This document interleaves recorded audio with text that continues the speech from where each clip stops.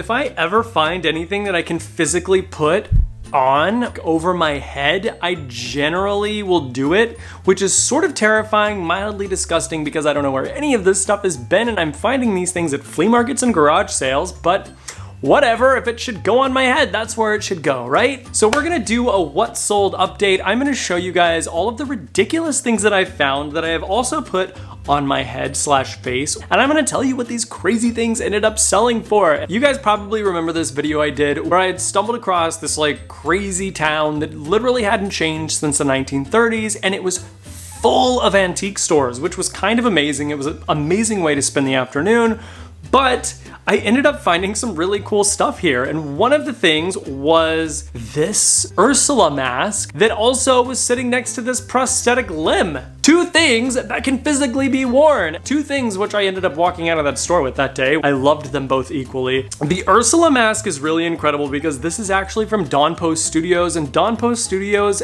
is one of the most sought after mask companies ever because every single mask is completely handmade and hand painted. They've got things from several different movies, Disney movies, Halloween movies, tons and tons of epic famous movies that have been done throughout the years.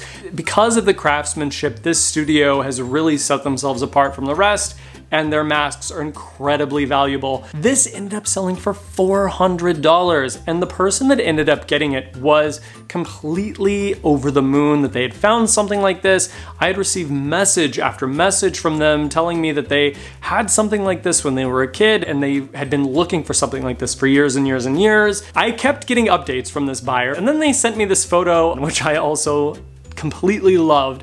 I mean, I don't know, like I just have a weird thing for prosthetic limbs in general. Like I just love this limb. And what's cool about this one is it had like the leather at the top, which means it's a little bit older, and I love like vintage prosthetic limbs. I don't know. And I also don't know why I felt inclined to do like an interesting little burlesque dance for you guys.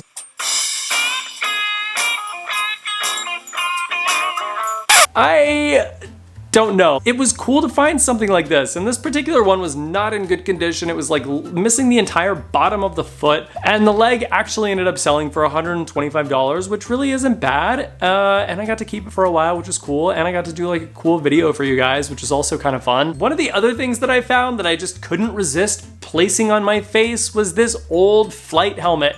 This is a helicopter pilot helmet from a company called Gentex. It's not that old. This is probably from the 1990s, but it was definitely like 4 sizes too small.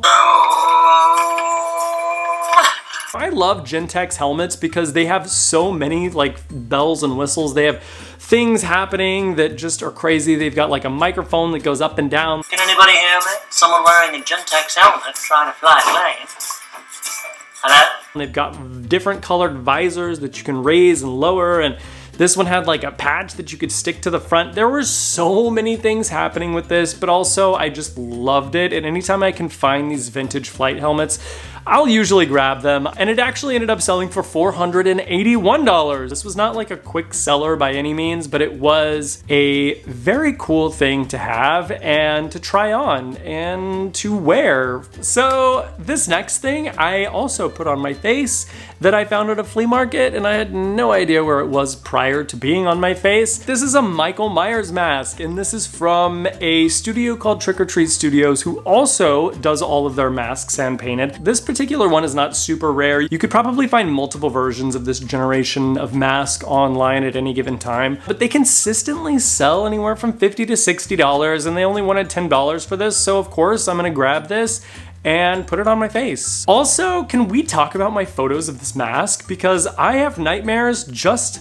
based on my photos of this mask. This thing is terrifying. Look at the eyes. You look at this and you just see death staring back at you. My photos were terrifying, so I think that helped with the sale a little bit. So this thing here, I did not actually ever wear, but it's wearable. I could have worn this if I wanted to. I guess I just didn't think it was that fun. This is actually from a video that I did where I went to my friend Ron's house, who had tons of Native American and Western artifacts and art.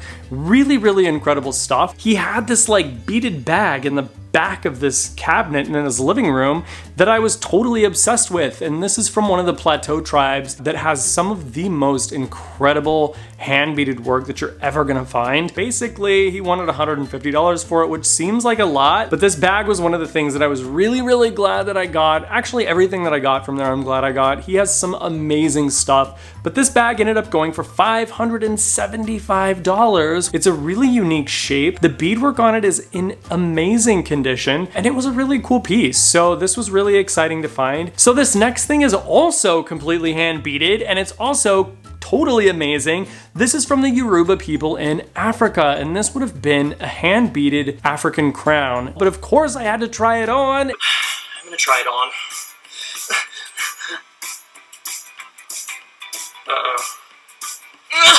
Engulfed my entire head, but I was super excited to find something like this. They only wanted $50 for it, and it ended up selling for $187. So this was a really, really cool thing to find. This has the beaded fringe that hangs down around it, and that's also really hard to find in really good condition. There are some that are completely different colors, multicolored, and crazy details all over them. This particular one was very mild, all white, and I kind of like the all white. I actually think it would be kind of fun to ask you guys, what are some things that you've seen in my videos that you want to know what they sold for? So I'm actually going to do another video where I read your guys' comments, and whatever items that you've seen in my videos that you want to know what these things sold for, I will go back and we can revisit it, and I'll let you know what they actually ended up selling for.